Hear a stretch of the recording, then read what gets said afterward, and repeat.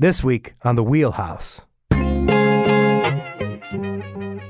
Debt Ceiling 101. And a little later, freedom of information.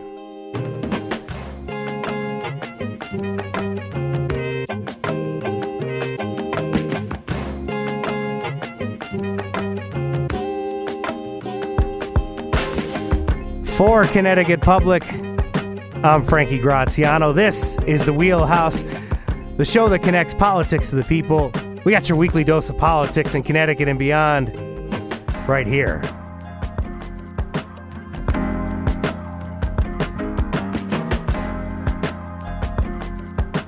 If you were out having a weekend and you weren't paying attention to the news, we got a deal.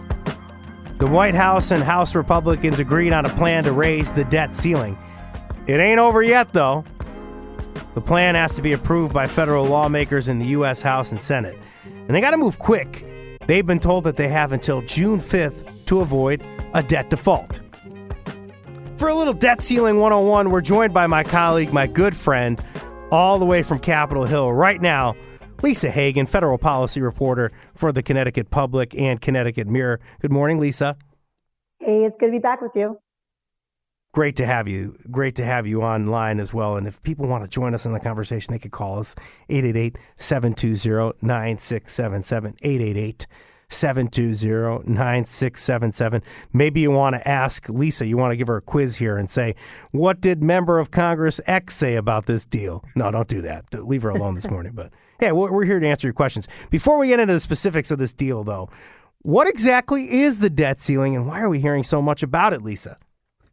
Yeah, it gets a little wonky, but it's a really big deal. It's basically Congress's borrowing limit, and so it's how much can they borrow and making sure that the U.S. Treasury can pay the government's bills. And so we hear a lot of talk about spending. That's usually what the fight kind of circulates around. It doesn't deal with authorizing any new spending, though. So this is all bills, major bills that we've seen passed probably over the last few years and making sure that we're covering them and that we can, not default on our debt. It doesn't limit future spending, but all of a sudden we're having this conversation about future spending. Can you just tell me about that nuance there? Yeah, exactly. So this is basically the crux of many of these debt ceiling fights. So Congress has raised the debt ceiling numerous times over many, many decades. And the fight usually drills down to limits over spending, or a lot of the times Republicans pushing spending cuts. And so sometimes you've seen Congress do what would be called a clean debt ceiling, bill. Either it's raising it for a certain amount of time, suspending the debt limit for a certain, X amount of time. And so this fight, like many before it, has been over, potential spending cuts and adding some extraneous measures into it, basically. We had weeks of tense negotiations, and really this was kind of set in motion by the midterms in November. Seems like we have a deal. What does the deal look like? It's a big one. I mean, Republicans did not get all what they wanted, but there are some spending cuts in there, mostly when it comes to domestic programs. It's basically that non-defense spending on the actual debt limit itself, because that is really what we're talking about here. It suspends it for 2 years. And so that'll take us to about early 2025. The main kind of takeaway there is that it'll get us all through the 2024 election, which always makes passing bills in Congress very difficult. So it'll basically deal with that and take care of that through 2025. Exactly as I said, spending cuts, maybe not as deep as some anticipated or that Republicans were pushing for, but it has a lot of other measures in there. It imposes basically stronger work requirements for people to access SNAP benefits, which was formerly known as food stamps, other kind of, domestic welfare programs. They weren't as stringent of restrictions as we thought they might be, but that made it in there. And then also, clawing back some IRS funding, IRS enforcement, and even on student loans, basically saying that President Biden wouldn't be able to freeze repayments again, basically, unless of another national emergency. You've been profiling the impact that it might have on SNAP, and I know that you talked to Congresswoman from Connecticut, Jahana Hayes. Do you get the sense of how she might feel about this? And if those stronger work requirements are really going to be impactful, I guess? Yeah, I don't know how she's going to vote yet. Most people of Connecticut's delegation haven't quite indicated. The only one I know for sure that will vote for it is Congressman Jim Himes, who said it yesterday on Where We Live. But yeah, Hayes and same with Senator Richard Blumenthal, they had really taken issue with stronger work requirements. And so once we saw what the bill parameters and deal would look like, it definitely is a bit watered down. It would raise the age for basically adults with no dependents. So basically, they'd have to work at least 20 hours a week or do something kind of related with training up until, they basically under age 55. And so currently, the age limit is at 50. They originally wanted to make it to 56. And so, again, a little watered down.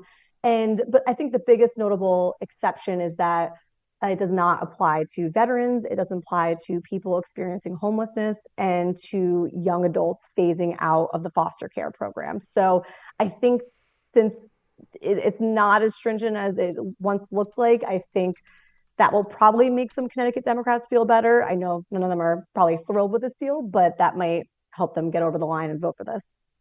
Speaking of Himes, he was on Connecticut Public's Where We Live yesterday, as you mentioned. Himes says he and his colleagues will vote on it today.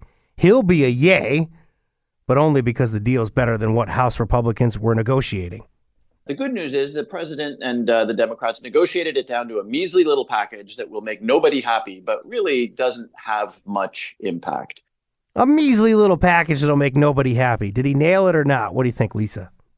That's basically what Democrats are echoing. It is the messaging that they're kind of doing across the board is that Republicans asked and voted on a lot more. And that is true, that they asked for deeper spending cuts and, again, stronger work requirements and what have you. And so that is the line that Democrats are taking. Again, there are many of them, or some of them at least, that are very concerned with it, who frankly won't vote for it. But basically, to get this bill across the line, and it seems like, again, the House will take that vote on it later today, it's incumbent on Democrats to really put up the votes because there are, 24 or even more Republicans who are hard no against it. And so that is exactly the same sentiment that Senator Chris Murphy echoed, that the president seemed to keep some of the most, I think what he said, kind of egregious parts of the GOP bill out of this deal. And so that is what we're hearing. And I think that's how some Democrats are going to stomach voting for this.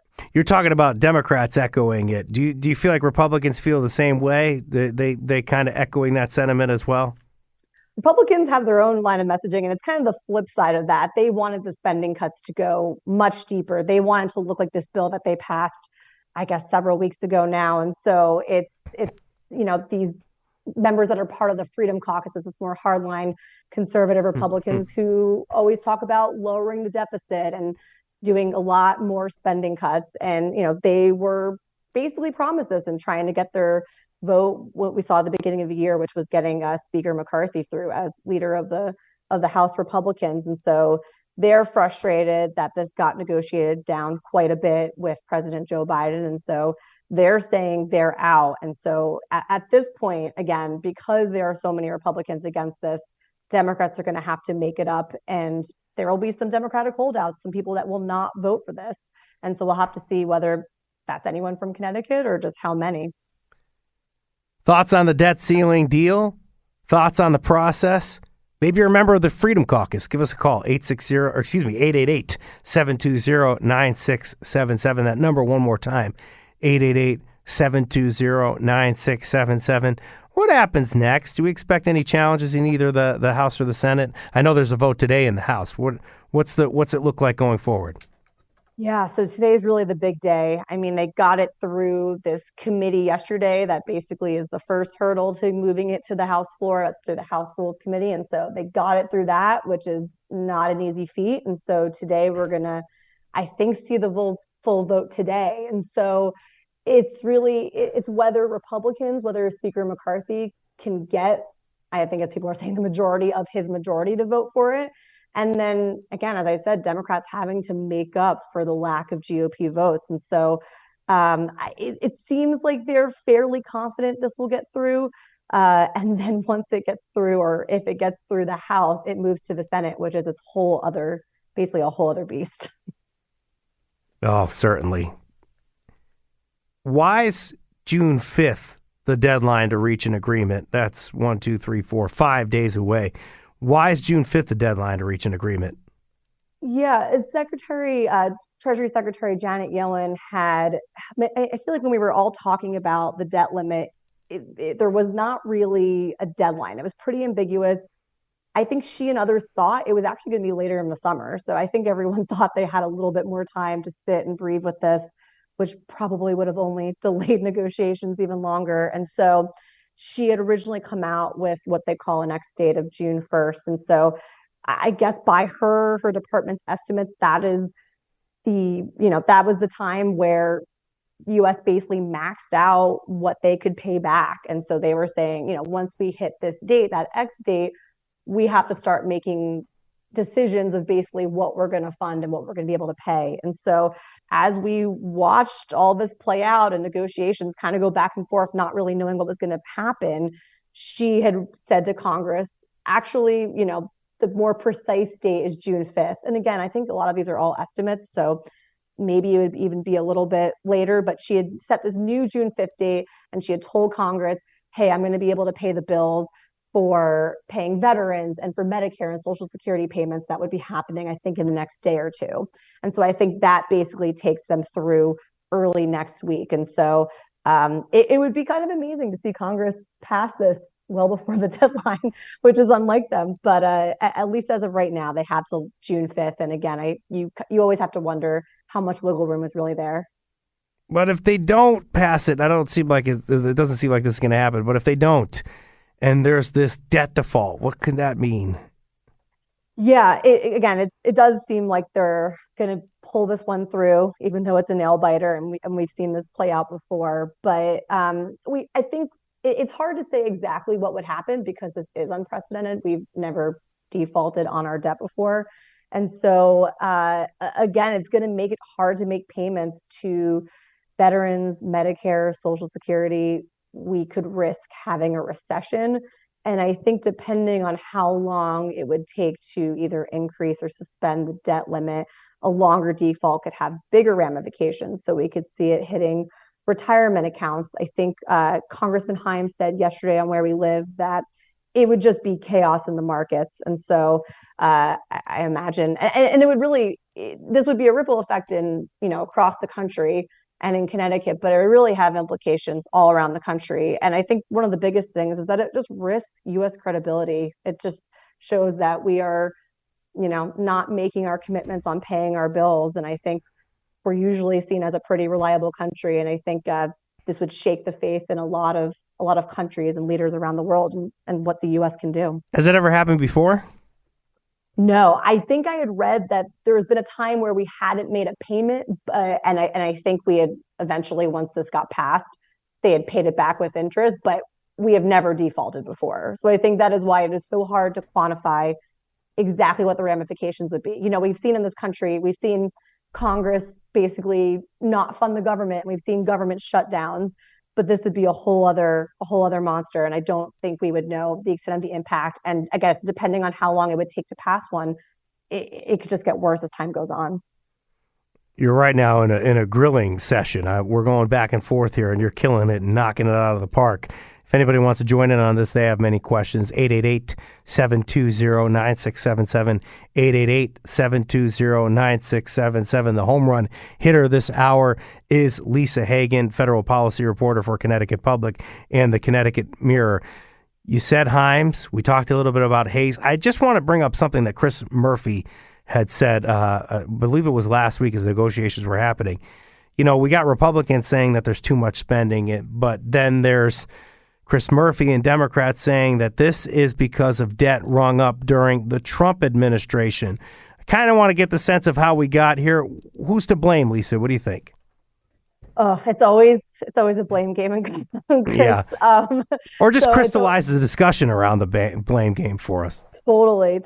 Yeah. I mean, again, I think when we think about this fight over the debt limit, it always kind of amounts to we've spent too much. We need to rein in our new spending. But again, this is just paying back bills. And so it's hard for me to say exactly which money we're paying back. And again, you can look at the last few years where Democrats were fully in control, and Democrats passed bills like the infrastructure bill, and we passed Inflation Reduction Act, and we saw that happen in Congress. But Democrats basically look to Republicans and say, you had that big tax cut bill in, I think it was 2017 under the Trump administration, and that actually increased the deficit. And that's something that Republicans are always very against. That's why they typically don't want new spending and they want to see spending cuts, but that they've basically said that Republicans have done this. And so, it's a lot of blaming. It's a lot of, it basically just comes down to paying back the bills and needing to do this in order to avoid what would probably be really catastrophic for the economy. And why is there's this political back and forth on it and so much drama? So much drama. This is, because Congress has gotten so tough to govern, and it's just gotten even more partisan. A lot of the times you just don't see a ton of legislation coming through because it is just hard to agree on stuff. And especially last 2 years, and then in these new majorities, they're really narrow majorities. And so it's really hard to get everyone to have consensus, and you're making compromise and concessions. And so I think members look to venues like this, chances like this, where they have no choice. They have to act on this.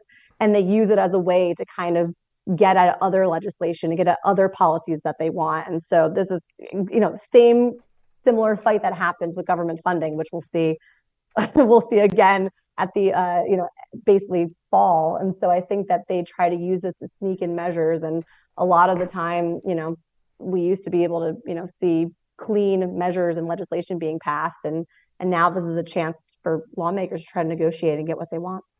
Oh, it's so sad that our time together is coming to an end. We got about a couple minutes left here, and I just want to spend it talking about the impact this could have in Connecticut by this federal debt limit fight. What can happen to Connecticut residents? Why we tease at the top of the show. What does it mean for you and me? What does it mean for people in Connecticut? Yeah, again, I don't know if it's any unique impacts in Connecticut. I think, people in Connecticut will see, what everyone around the country would see, which is, again, payments not being made to federal programs. Especially this would be probably pretty problematic for seniors, since you might not be able to make payments for Medicare and Social Security.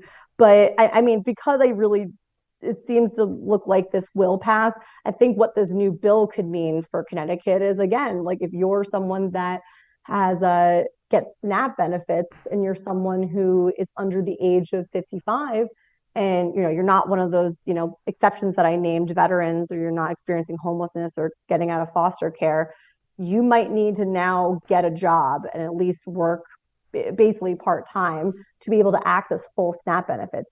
Basically, if you don't work a certain amount, you get a very scant amount of food stamps. And so that would have a pretty big effect. Again, I think, student loan repayments, that's something that Biden basically would no longer have the power to freeze if he needed to do that again under, emergency circumstances. And so it's basically a lot of that. Basically, more so what this bill would do and what they would affect. But Democrats say because Republicans didn't get as much of what they want, it will have little impact. And so we'll have to see basically how this all plays out. I got a phone call. I'm going to squeeze it in here. It comes from Jeff in Southington. Quick, Jeff, your comment. We only got about a minute left in the segment. Go ahead, Jeff. Thank you for calling.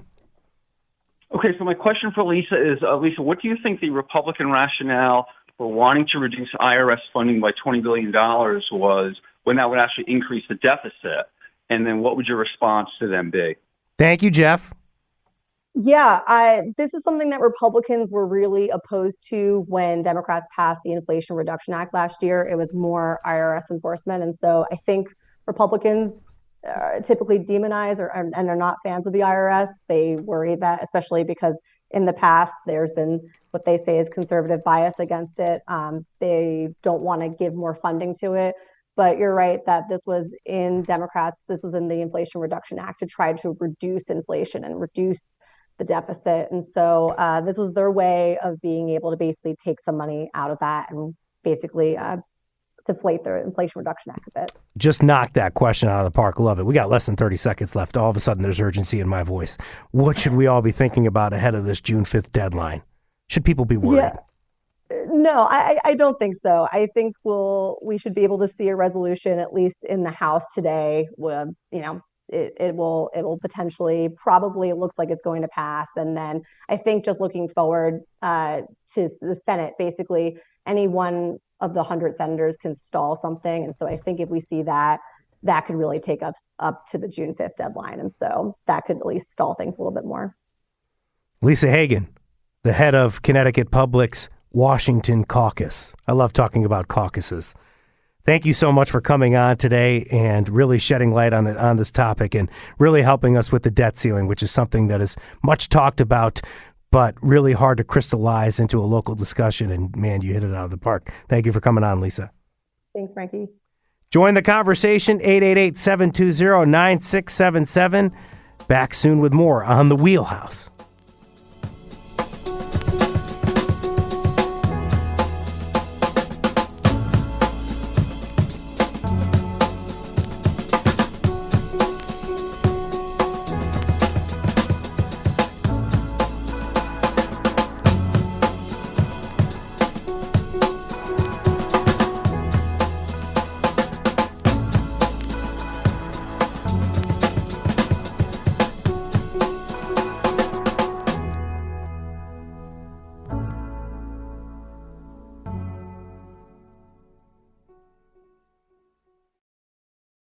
This is The Wheelhouse from Connecticut Public Radio. I'm Frankie Graziano, and we're going to pivot now from debt ceiling conversation to Connecticut's probation practices.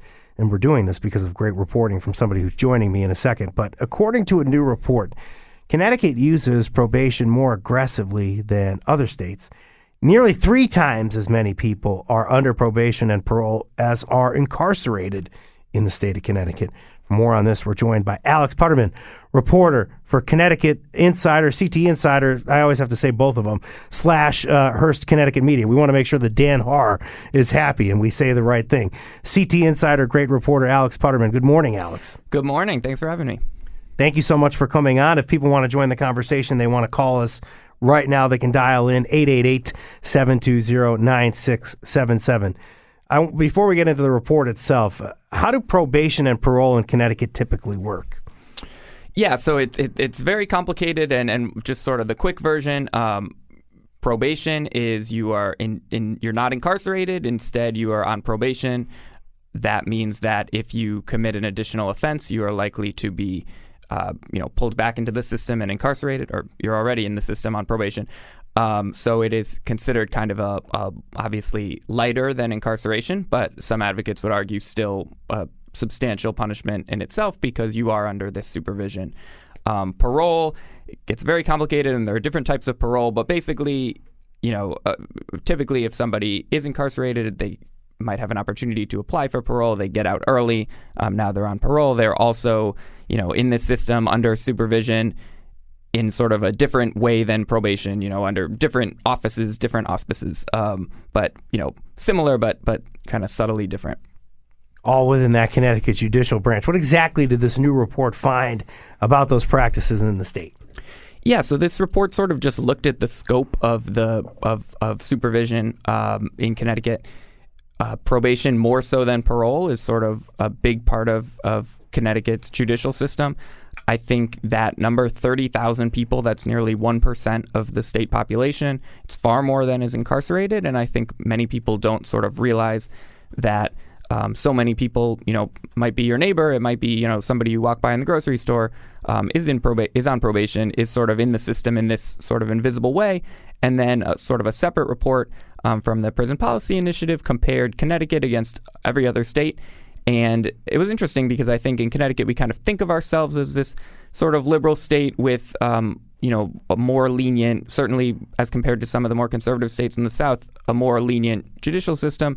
And in terms of incarceration, that's true. But in terms of probation, it's not so true. We're in the top half of states when it comes to probation. I want to talk more about Connecticut's probation practices and how they use probation for people that are in the system. But I just want to, you talked about the organizations behind the report, the Cattell Center and the Prison Policy Initiative. Who are these groups? Just for transparency's sake. Yeah, for sure. These are nonprofit groups. The Cattell Center is based in Connecticut and New York. The Prison Policy Initiative is national. Both kind of come from a reformist perspective of limiting the size of the justice system.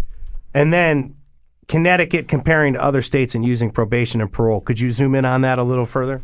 Yeah, absolutely. So Connecticut is one of the lowest states when it comes to its incarcerated population, which I think sort of fits with what you might expect Connecticut as more of a blue state. And Governor Malloy in particular had kind of a criminal justice reform platform. But when it comes to probation, we are 20th out of the 50 states in terms of population on probation. And, we're ahead of many of our neighboring states like New York and Massachusetts and other states in New England, but we're also ahead of some states that you wouldn't really expect. I don't have it right in front of me, but some of the more conservative states that do tend to be more aggressive when it comes to criminal justice policy. This is from the CT News Junkie. The findings revealed a pattern of mass punishment in Connecticut, even surpassing the rates in conservative states. I'm just helping you out here, such as Kansas, North Carolina, South Carolina, West Virginia, and Utah. These are some of the states we think about when we tend to be conservative. It's like with early voting and talking about how there's only 4 states that don't implement it, and you're talking about Mississippi as one of those states. And there's another state that's in the South, and then there's Connecticut, and it's one of those surprising things. Connecticut's usage of probation, more aggressive in recent years, or is this part of an ongoing trend? Yeah, so that's a nuanced question because in Connecticut, as in many states, the size of the justice system has shrunk over the years. There are far fewer people incarcerated now than there were 10, 20 years ago. There are far fewer people on probation now than there were 10, 20 years ago, and that's because of sort of, I would say, shifting, political winds and also some of those reform policies. However, in both incarceration and probation, the numbers have ticked up ever so slightly after reaching lows during the pandemic, which some people will tell you is just, things shut down during the pandemic, everything ground to a halt, and now we're back in the flow of things and the numbers are coming back up. And then there's also in the sort of advocate world, there's sort of a concern that there's a backlash underway, and we see this in a little bit with the debate over commutations, which I know your show has touched on before, where there is this sort of desire to be a little bit harsher again. And we're far, just to be totally clear, we're far from the levels of incarceration and probation that we were at in the 90s or 2000s, which was really kind of the tough on crime era. But for some people, including some of the people behind this report, there's a concern that it could be very slowly ticking back in that direction. Could be because of those shifting political winds you mentioned. That's when we talk about commutations, right? It's like such a change in the last 5 or 6 months because of the work that Republicans did to turn that kind of over. Exactly who is impacted by these aggressive practices? Where are the disparities? Yeah, I think, you always see the same patterns when it comes to criminal justice. Poor people are more likely to be arrested, incarcerated, put on probation, etc. So are Black people, Latino people, these groups that just are often more heavily policed, and you see these same disparities sort of at all levels of the justice system. And probation and parole impacting people, are they just really kind of alternative forms of our incarceration? Yeah, I think that's a question where it depends who you ask. Somebody is going to say, well, it makes sense that Connecticut has more people on probation because instead of incarcerating people, we're putting them on probation, and that's not as bad. They get to be out in the community and living their lives. And then somebody else is going to say, that may be true, but probation is its own form, like you just said, of punishment, of incarceration in a broad sense, because you're under this supervision that you and I sitting here are not under, and you are one little slip up away from being in prison. And I think it's important to note that the way people think of, okay, you're on probation, you commit another offense, you go back to prison. That's true, but also if you're on probation and you miss a meeting or a few meetings with your probation officer, you can wind up back in prison. Any little kind of slip up risks your freedom. And so in that way, I think these activists sort of caution against viewing probation as, an alternative, as a softer alternative to incarceration, and they kind of view it as more of a separate form of punishment. I just want to underscore your reporting a little more here. This is in CT Insider. Black and Latino people are far more likely than white people to be on parole or probation, as data shows. Alex also says that as of 2021, nearly half of people on parole in Connecticut were black, even though black people accounted for only 13% of the state population. This is data from the Board of Pardons and Paroles. For years, Connecticut had been working, and you mentioned this a little bit earlier, to cut down its incarcerated population. Really, we're starting to see states do this nationally as the justice system gets a little bit smaller. How do we square that with what we're seeing in terms of probation and parole? Yeah, I think it's a really interesting moment right now, and we're going to have to keep an eye on it in the years to come, whether this is sort of the start of some sort of backlash or whether it is just, we all know that COVID and the height of the pandemic sort of screwed up a lot of data and a lot of systems, and it's hard to know exactly what effects that's still having. But the commutations fight has really kind of raised my eyebrow a little bit in that it's clear that the appetite for Connecticut to continue to be sort of on the vanguard of the criminal justice reform movement, that appetite is maybe a little bit more limited, at least, in the annals of power at the Capitol, because, it did not take long when the commutations issue came up for a lot of heads to get together and to dial back there. That's something that if this were 10 years ago under Governor Malloy and when the criminal justice reform movement was sort of in full swing, that was something that maybe would have played out a little differently, I think. We can't know for sure. I think we saw in 2020 with the George Floyd protests unprecedented momentum for these types of changes.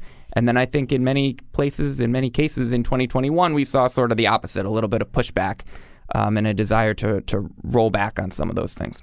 I'm rushing a little bit because we only got a minute left. I could have this conversation with you all day. I'm really interested in this topic, obviously. But we talk about this concept of community supervision. People don't want people in prison. So in this short 30 seconds or so, how can Connecticut work to kind of correct its probation and parole practices? What reforms could be implemented so that people aren't ending up in prison? Maybe they're in probation and parole, but they're not going back. Yeah, so New York passed a suite of reforms somewhat recently that, these groups have kind of praised and said that Connecticut could model themselves after, that have sort of reduced the instances in which you would be returned to prison, so that you're not being incarcerated for what they call technical violations, which is just when you miss a meeting or something like that, as opposed to another offense. They also implemented earned time credits for people under state supervision so that if you don't get into trouble, your supervision ends a little bit earlier. So those are some of the things that, in the future Connecticut could think about if the momentum and the energy is there to do so. Great conversation on probation and parole in Connecticut and practices the state has been exhibiting lately. Thank you so much to Alex Putterman, reporter for CT Insider and Hearst Connecticut Media. Thank you so much for coming on, Alex. Thank you for having me.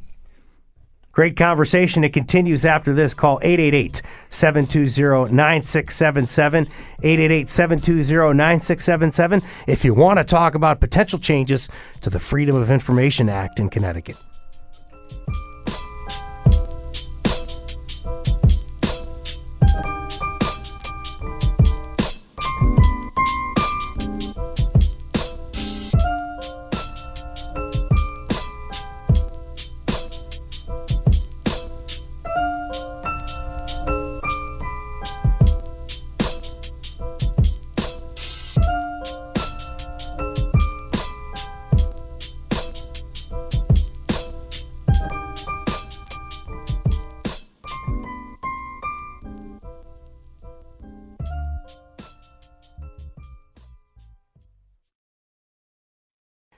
You're back on the Wheelhouse with Connecticut Public Radio. I'm Frankie Graziano. Just wanted to say something that somebody tweeted us about the last segment. Probation and parole often have onerous conditions that present barriers to employment, as well as affect entire families who are supporting people in reentry. It's living in the community without being able to fully participate in it. And this person, Amber Speaks Up, thinks that it needs to change. Thank you so much for tweeting us and participating. You can also call us if you want to talk today, 888-720-9677. Before we go anywhere forward, I'm going to let you in on a little secret. A big part of a journalist's job is to file something called a FOIA request. FOIA stands for Freedom of Information Act. It's a law that enables members of the public to request records from the government. We have both the federal and Connecticut FOIA law currently on the books. But in Connecticut, there are efforts happening right now to chip away at this law. For more on this, we got two great guests. Man, this show has been amazing today. Mark Pazniokis, Capitol Bureau Chief from the Connecticut Mirror and good friend of mine. Good morning, Paz. Good morning. I hope you're doing well this morning, Paz. We almost got a budget coming out. How you doing? Oh, I'm doing fine. You know, the Connecticut Senate kept me up well past my bedtime, but that's okay. That's what we do this time of year. What dedication. I appreciate it. Thank you for coming on. And Seth Stern, he's the Director of Advocacy for the Freedom of the Press Foundation. Big time guest here. Thank you so much for coming on, Seth. Great to be here. Thanks for having me. People want to join in on the conversation. I'll give you the number one more time. 888-720-9677. 888-96. Oh, my Lord. I can't even spell today.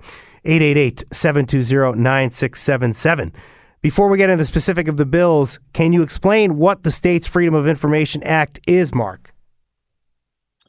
Well, very simply, since its passage in the 70s, it creates a presumption that any document produced by government is public. Of course, ever since the passage of that law in the 70s, there have been exemptions created. And it's a long list. It gets longer every year. When I came to Connecticut and started my career as a reporter, the list of exemptions from the Freedom of Information Act could fit on a card that sat in my wallet. And today that would take a small booklet. Oh, simpler times. What about the bills currently before lawmakers that would curtail the Freedom of Information Act in Connecticut? And I guess maybe add a bunch more cards and fatten up that wallet of yours, Mark.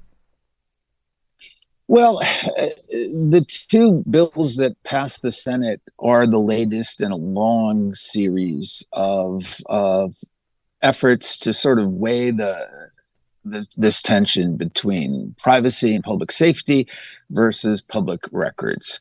And I'm sure Seth will speak to this from a national perspective. But one of the great ironies is that the ease of disseminating information in the digital age has become the rationale for curtailing what government records are deemed to be public. So Senate Bill 1157 would bar any public agency from disclosing the home addresses of their employees. This follows years of adding to the list of home residences that would be exempt from the Freedom of Information Act. You know, we're talking about judges, police officers, correction officers, and with this bill, which was sought by public sector unions, it's basically let's give up this exercise of adding to the list, and we're just going to exempt everyone. And then the other bill, Senate Bill 1153, would exempt public higher education files that arise from teaching or research on medical, artistic, scientific, legal, or other scholarly issues. And this is something that reflects what we've seen nationally as well. It responds to the concern about the weaponization of FOI laws. In Connecticut, they did not really offer any examples of serious harassment. There have certainly been stories along those lines nationally, but in Connecticut, it was pretty much anecdotal. But again, this was something that public sector unions wanted. The Democratic majority in both and on both bills voted in favor, and the Republican minority was in opposition. Two really quick things. First, there's on ctmirror.org, there was this viewpoint from David DeRoche. He's an old colleague of mine. And he says the FOIA limiting bill would give public universities carte blanche to operate in secret. Is that the fear here that some journalists might have around this bill here on dealing with higher education? I think that overstates it, but it certainly this puts off limits a access to a lot of information that journalists and others have used in the past to perform oversight duties, looking at public higher education. The article you mentioned that David wrote referred to a couple of those things, including the discovery of how experiments were being conducted on animals, I believe at the University of Connecticut. Mm-hmm. So, I mean, that's the issue here. When you close the door this tightly, how much oversight do you lose? And, this is something we've struggled with for a long, long time. In Connecticut, in the old days, you used to be able to run license plates.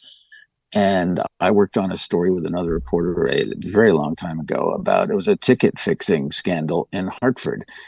And the only way that we could tell that there were a bunch of politically connected people who benefited from the ticket fixing that was going on at City Hall in the late 1980s is the fact that the license plates that were on the tickets that we were able to see, we could trace them. Today, you couldn't do that story. And that's been a slow but steady erosion of what is public in Connecticut and, quite frankly, a lot of other states.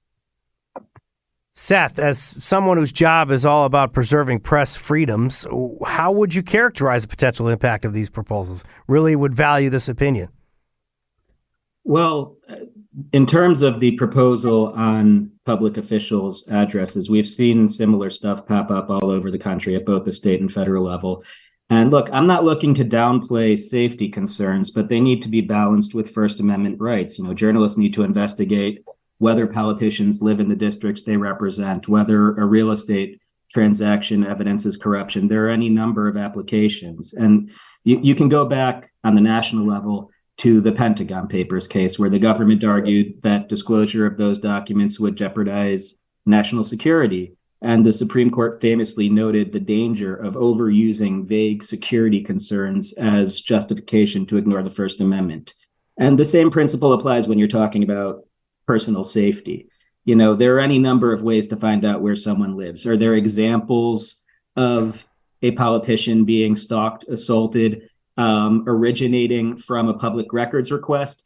I'm not aware of any. That's all hypothetical, but there are real examples of these kinds of laws being used to retaliate against legitimate journalism. We've been dealing with a case over the last month or so in Arizona, where a state senator got a restraining order against a journalist who was knocking on their door to investigate whether they lived where they claimed to live. That's all that was alleged, no assault or anything like that.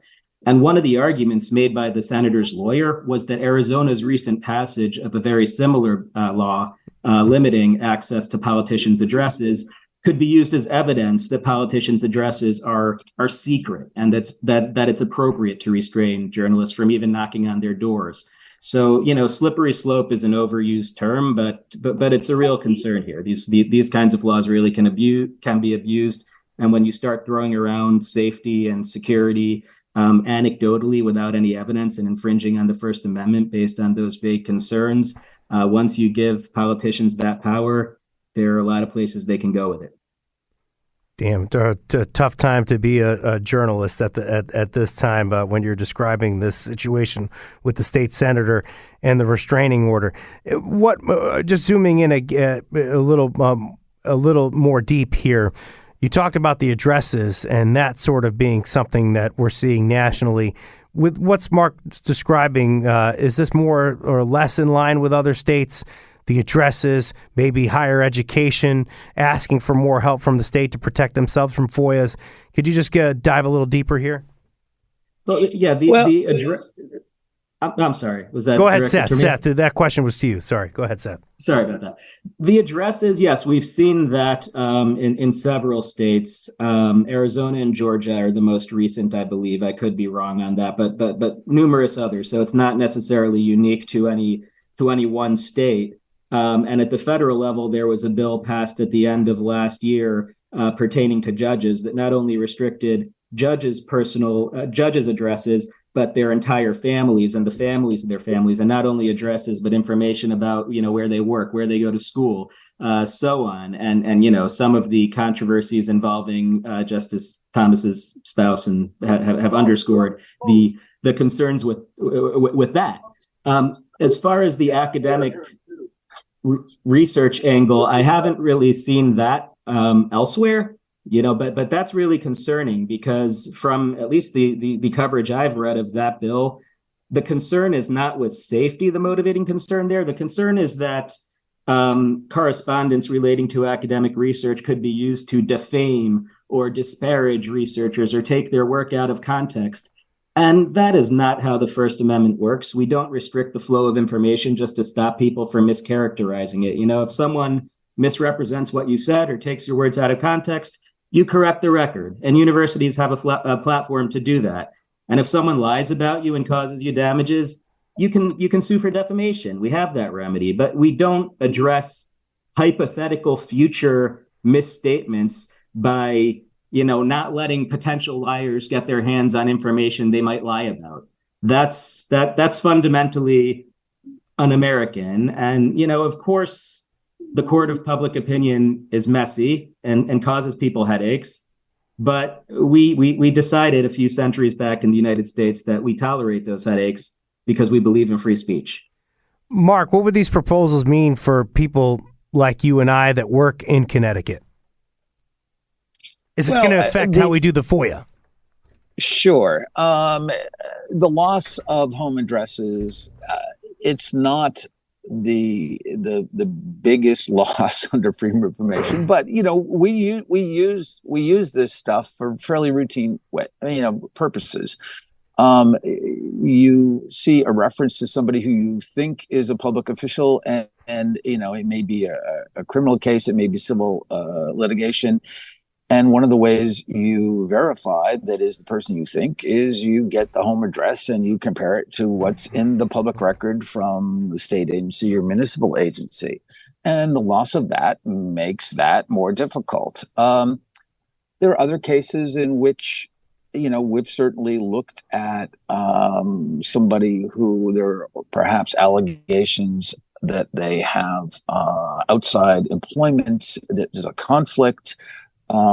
And you might look at their house. If there's somebody making $75,000 in public salary and they're living in a $4 million house, that could be relevant to your reporting. So, and again, this is not in and of itself the biggest assault on freedom of information that I've seen, but it certainly is a complication. But again, this stuff mostly, I think, arises from concerns less about journalists than about the broader public. The use of doxing, right? The fact that anybody can publish on social media has changed this debate. In the old days, nobody was worried about a newspaper publishing the home addresses of every state employee. But on Facebook or whether on the web, that kind of stuff can happen if you want to harass somebody. And I think that is in Connecticut. That's been more. Seth, in the last 30 seconds here, I know why as a journalist care about this. We just got it from Mark, but why should non-journalists, the people listening to the show, care about freedom of information? Well, if you read newspapers, if you consume media, you apparently care about freedom of information. And if you want the quality of the media you consume to be good, to be informative, to enable you to exercise your rights as a citizen, then you want journalists to be able to have a full toolkit available to them and not have their FOIA requests hung up on appeals and exemptions and fights that are going to take so long to resolve that the news won't even be relevant to you anymore. So I think all citizens have a strong interest, to the extent they want to participate in government, and information being available. Thank you, Mark and Seth, for breaking down all things Freedom of Information Act for us. I'm Frankie Graziano. Today's show produced by Meg Dalton, technical producer Kat Pastor. Thank you so much to Katie Tolarski for helping us out in studio. Download The Wheelhouse anytime on your favorite podcast app. This is The Wheelhouse.